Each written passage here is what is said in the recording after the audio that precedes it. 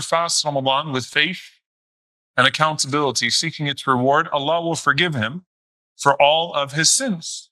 The Prophet ﷺ said, "Man qama laylatul qadr, imanan wa ihtisaban," and whoever stands up on the night of Laylatul Qadr, imanan wa ihtisaban, with faith and seeking the reward, Allah will forgive him for all of his sins. From a logical perspective, you tell me who you know in your life that would say, just work 1 month out of the year and I'll forgive you for the 11 months prior.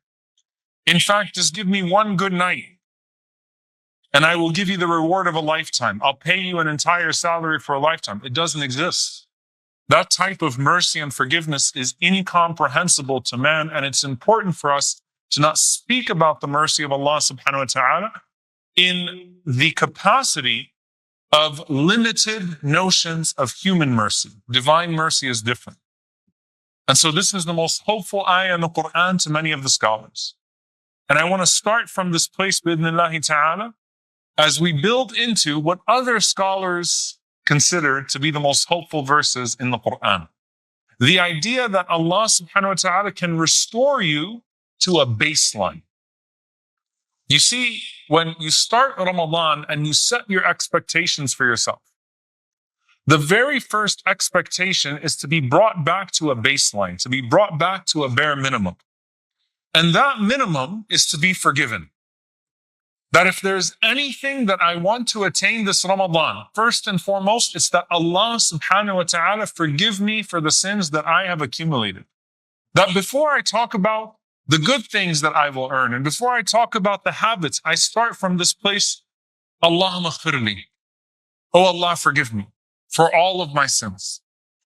And I trust in Allah's ability to forgive despite my insistence upon sins that I said I would quit last year.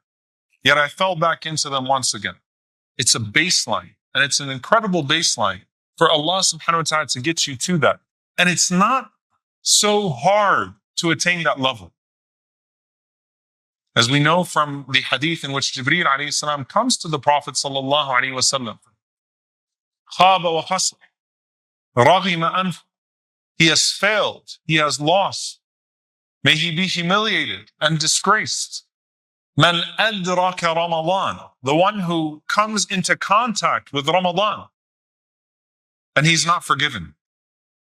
Like, you have to do things to miss out on the baseline of forgiveness of this month. It's not incredible of a month of mercy from Allah subhanahu wa ta'ala. May Allah subhanahu wa ta'ala not make us of the deprived. Allahumma ameen. May Allah subhanahu wa ta'ala forgive us. And subhanAllah, there was a person who came to the worshipper Rabi' al-Adawiyya, rahimahullah, and he asked her, would Allah subhanahu wa ta'ala forgive me despite all of the sins that I've committed in the past?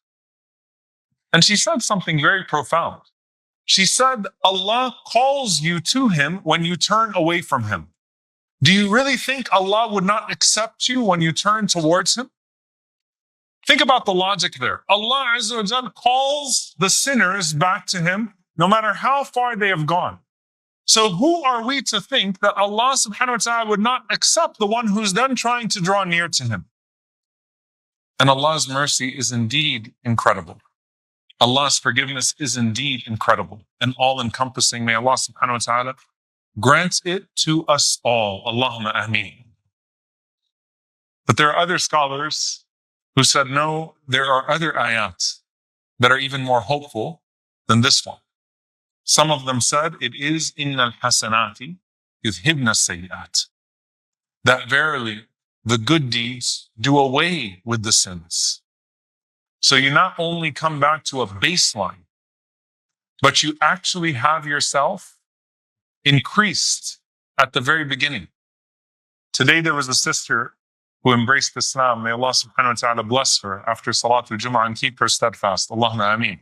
And I don't know if she's with us tonight, but her story was incredibly beautiful. She talked about being raised in the United States and then coming here and making these promises with Allah subhanahu wa ta'ala, and just the thought that, by the way, when you embrace Islam, not only are you forgiven for that which came before, but you actually get a head start because the good that you have done will now be preserved for you.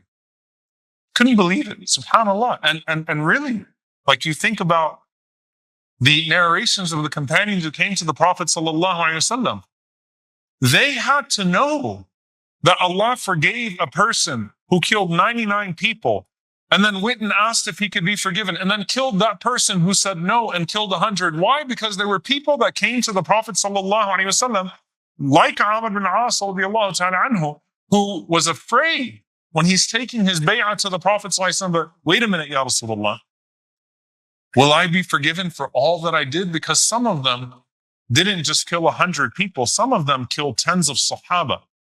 Abu Sufyan killed over 100 companions cumulatively. If you take his body of work before becoming Muslim, think about how that ayah resonated, or that hadith resonated with them. So some of the scholars said, no, it's innal hasanati yuzhibna sayyi'at. And some of the scholars said there's something even greater than that, where Allah subhanahu wa ta'ala says, Ulaika yubaddilullahu sayyi'atihim hasanat. They are the ones who Allah takes their sins and turns them into good deeds.